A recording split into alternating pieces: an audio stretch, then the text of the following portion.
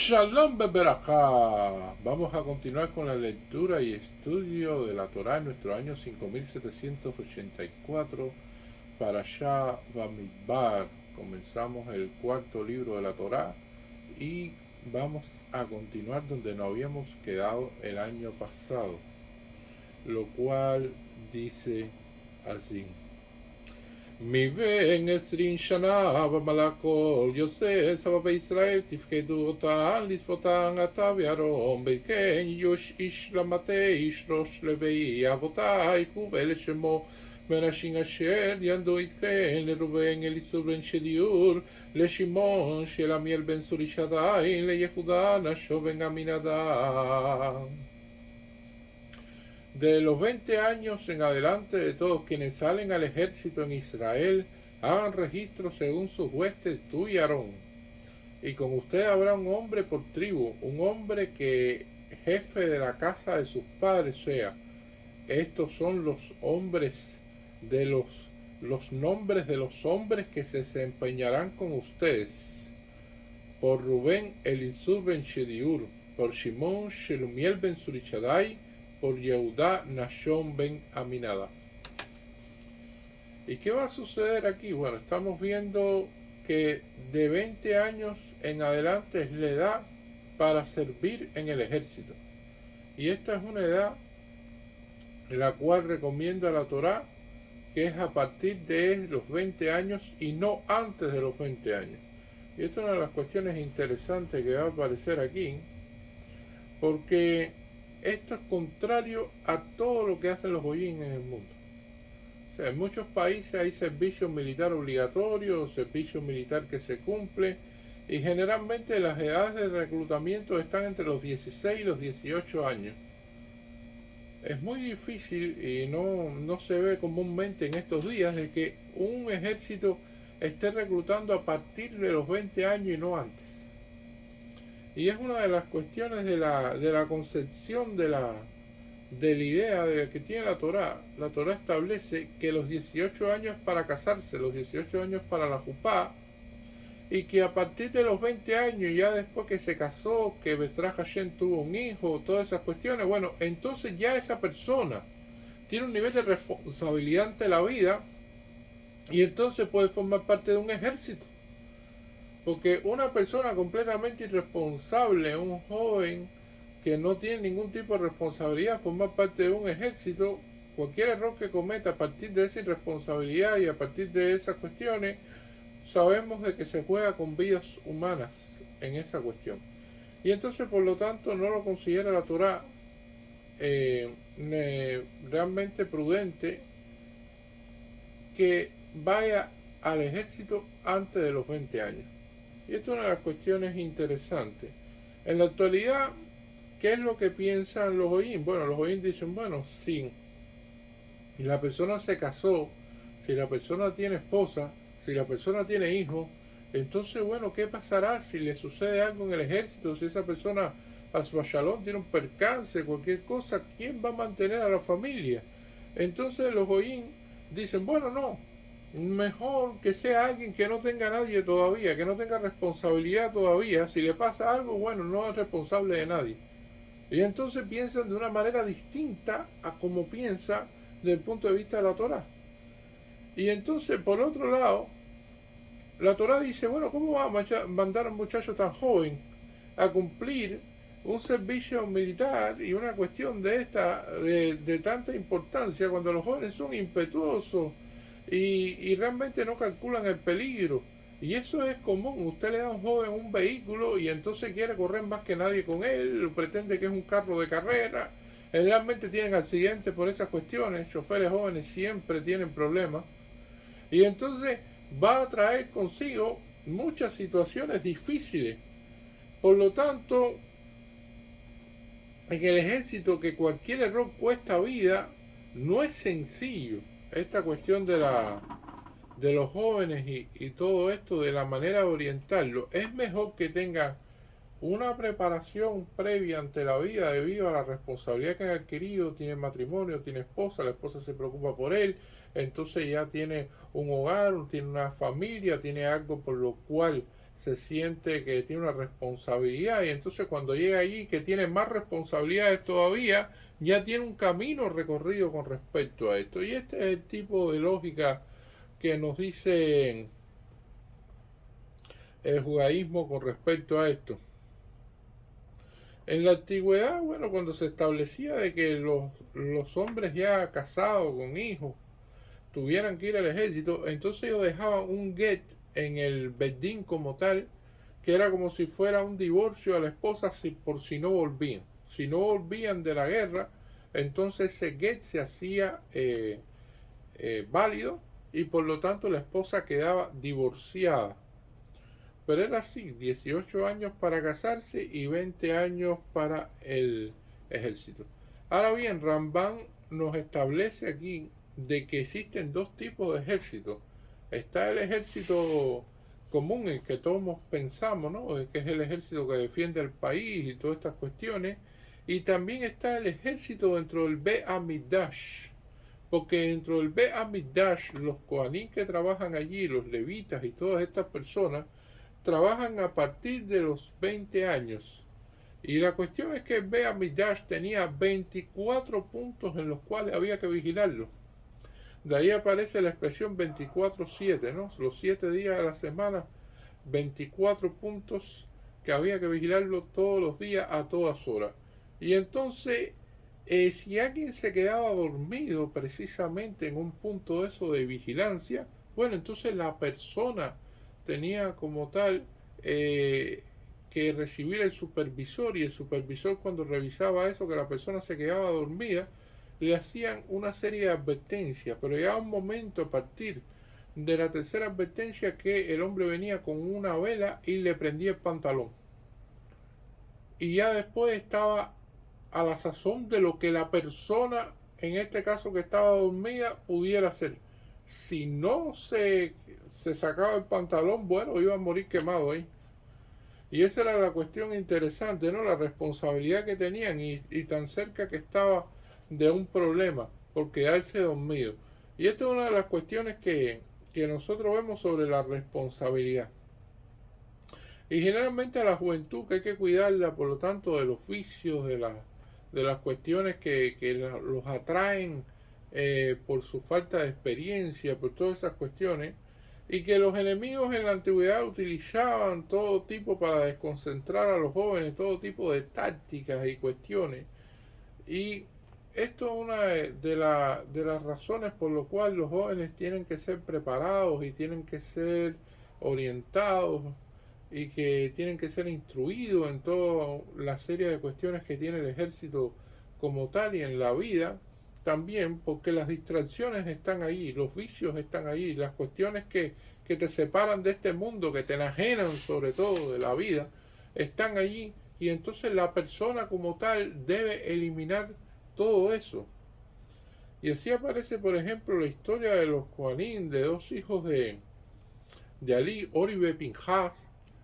Ori y Pinhas eran dos Kohanim que trabajaron precisamente en el Beit Hamikdash y que ellos sentían de que las personas, para que pudieran hacer sus sacrificios de una manera más expedita, necesitaban que le dieran sobornos.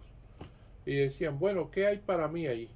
¿Ustedes traen algo? Bueno, si quieren que le demos un sacrificio, ¿qué es lo que me van a dar?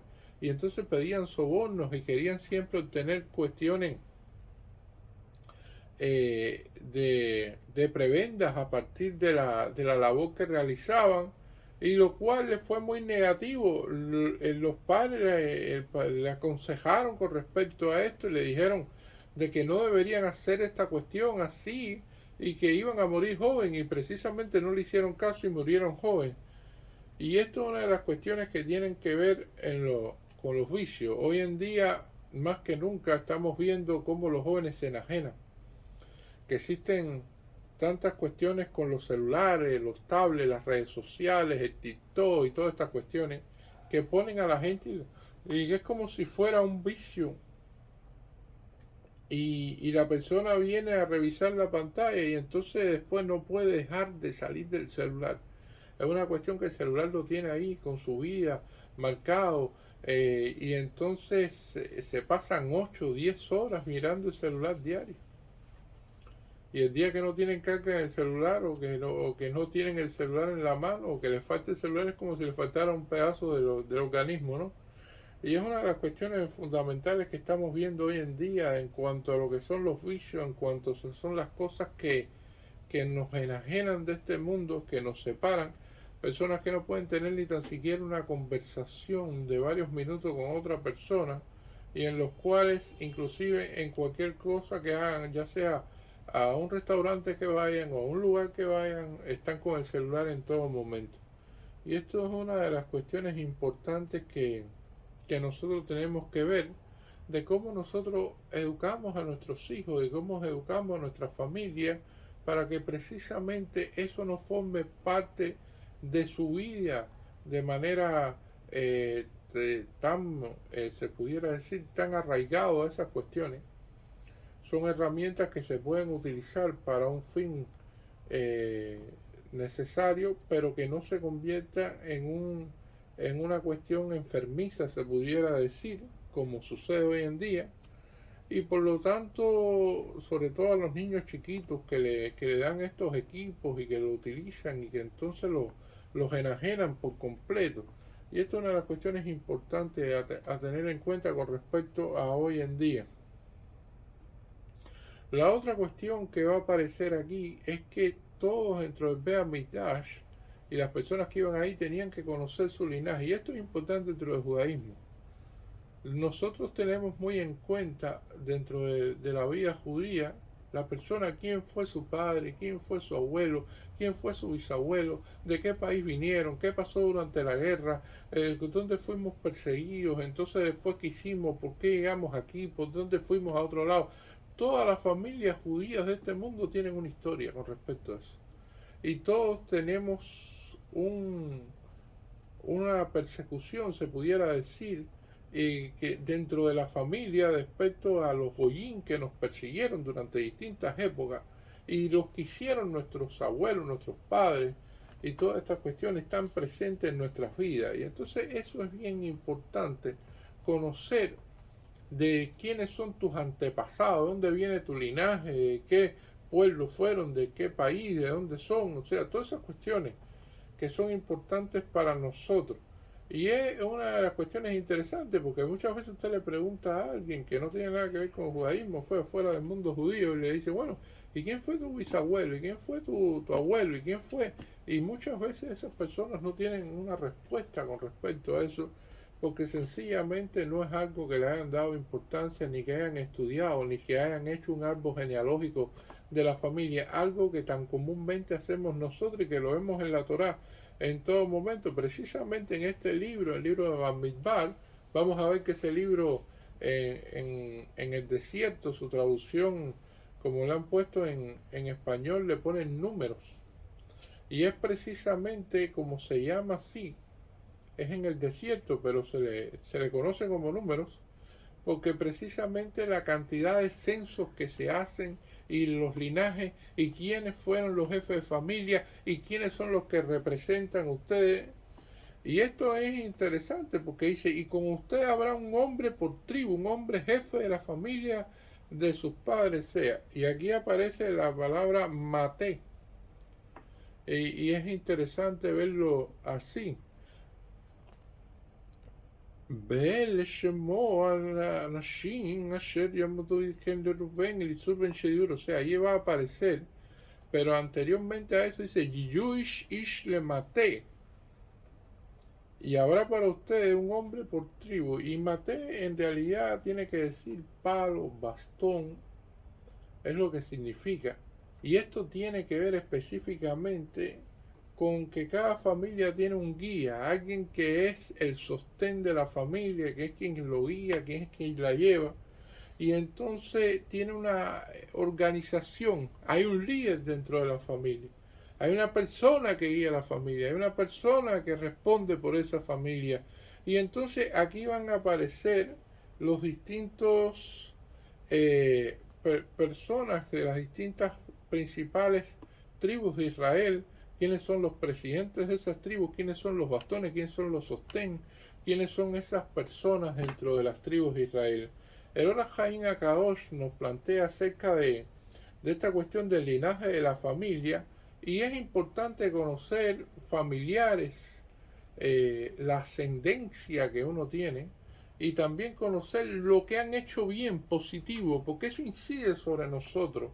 A nosotros tener padres que hicieron cosas, abuelos que hicieron cosas, nosotros nos queda una gran responsabilidad por encima, algo que nos presiona también a nosotros a ser buenos. Porque dice, bueno, si mi padre hizo esto, si mi abuelo hizo aquello, si mi bisabuelo hizo esta cuestión, entonces ¿qué yo tengo que hacer también por la familia? ¿Qué cosa tengo que hacer también yo por el judaísmo?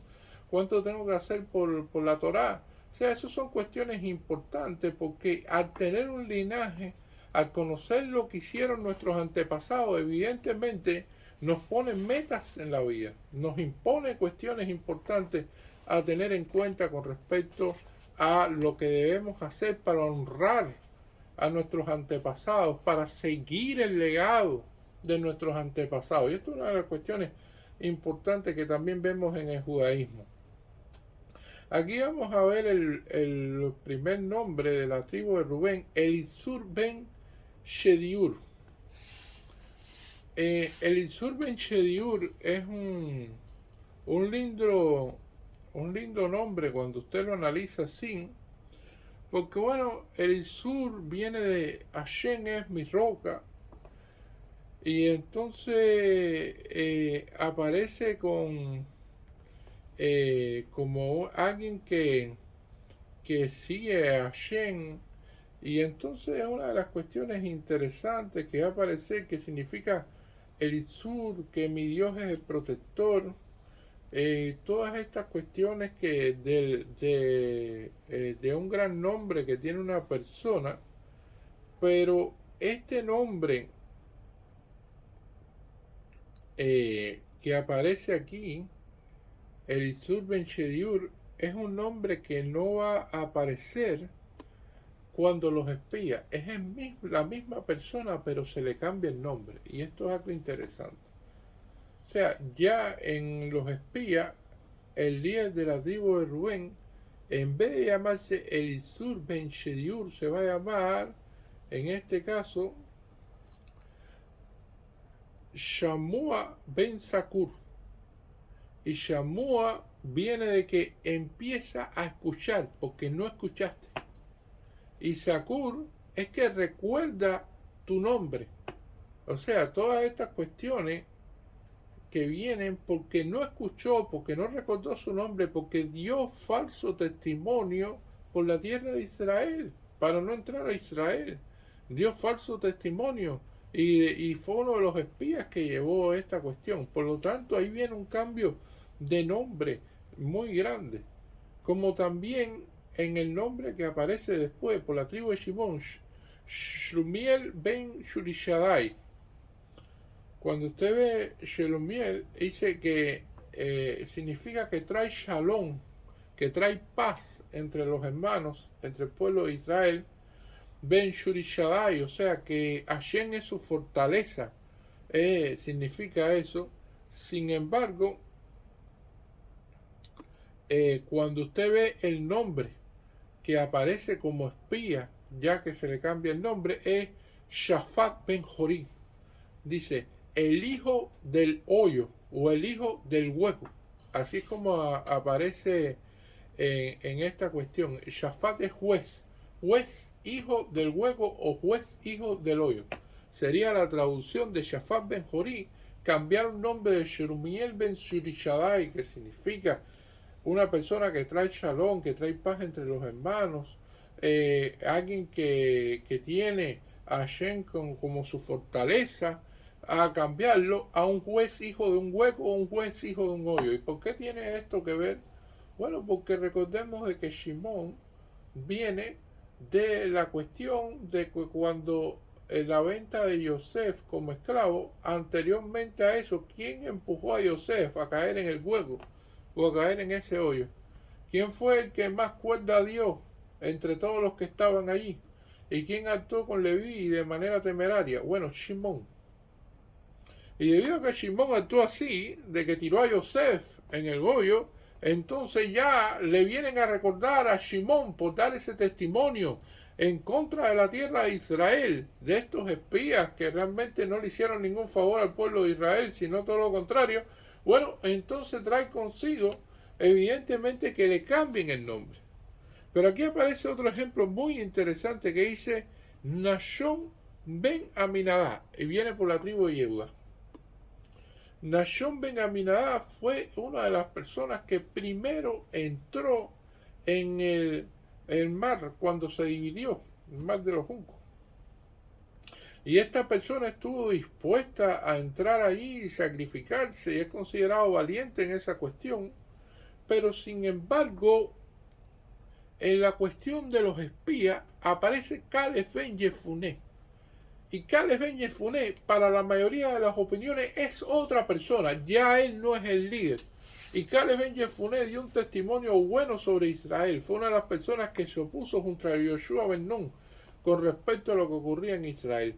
Entonces ya esto es un cambio de liderazgo. ¿Y por qué hay un cambio de liderazgo aquí? Y esta es la cuestión que viene a profundizar la Torá. Porque ya Nashón ben Aminadab, que fue esta persona que aparece aquí como jefe de la tribu de Yehudá, no estaba dispuesta a pelear, ni estaba dispuesta a hacer este proceso en la tierra de Israel. Nashón ben Aminadab dijo, no, yo pelear con todos estos ejércitos de Canaán, hacer todas estas cuestiones de la vida, esto no, realmente no puedo formar parte de esto. Y entonces, ¿quién estaba dispuesto a pelear? ¿Quién estaba dispuesto a hacer todas estas cosas y realmente hacer lo que se tenía que hacer y lo iba a hacer en presencia siempre? Era Caleb ben Jefuné. Por lo tanto, Caleb ben Jefuné tuvo el liderazgo. Esto nos enseña que las personas que dirigen algo, que están comprometidas con algo, no es de una manera virtual o de una manera a distancia, tienen que estar presentes en todos los momentos, en todas las batallas, en el terreno, para que precisamente puedan llevar a cabo las tareas que hacen, las cuestiones que presiden.